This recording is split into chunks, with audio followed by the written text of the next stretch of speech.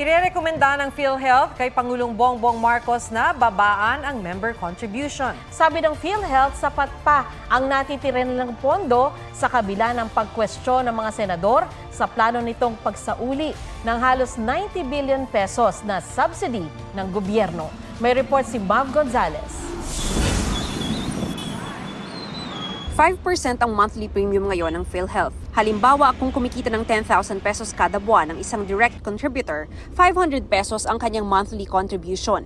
Ang sabi ng PhilHealth, irerekomenda nila kay Pangulong Marcos na babaan ang kontribusyon ng mga miyembro. Sinabi ng PhilHealth sa pagdinig ng Senate Committee on Health na may 500 billion pesos pa silang pondo. Bago nito, sinita ng mga senador ang pagsusoli ng PhilHealth ng halos 90 billion pesos na hindi nagamit na subsidiya mula sa gobyerno. Bakit kailangan ibalik ang 90 billion? Bakit kulang pa rin ang benefit packages ng PhilHealth at may out-of-pocket pa rin mga pasyente? Bago kayo magsoli ng pera, pag-isipan niyo muna kung ano yung mga pwede pang paggagamitan sa perang yon. Paliwanag ng PhilHealth, legal ang pagsoli ng pondo sa national government. Hindi rin daw ito kinuha sa kontribusyon ng members. It doesn't mean na dahil nawala yung 90 billion, mawawalan ng pera yung PhilHealth po. Ba't hindi nyo po gamitin yung pondo ninyo sa mga mahirap, sa mga pasyenteng naghihingalo, para hindi po masama na walisin ng Department of Finance yung pera ninyo? We are very, very aggressively enhancing all of our benefit packages. No? In fact, so we did an initial 30% across the board last February 14, and we are already in the process of doing another round of 30%. No? So talagang tuloy-tuloy po. Ayon kay Finance Secretary Ralph Recto, sumang-ayon ang Governance Commission for GOCCs at Office of the Government Corporate Council o OGCC na legal ito at hindi sakop ng bawal galawing pondo alinsunod sa Universal Healthcare Act.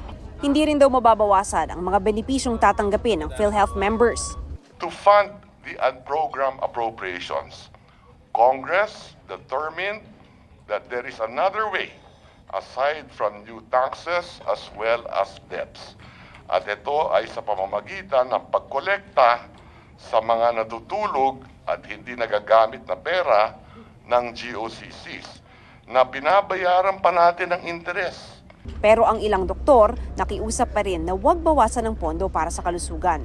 Kami po ang nilalapitan nila, kami po ang katabi nila sa pagdudusa.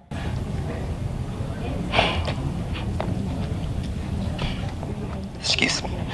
Kulang po ang tulong ng PhilHealth.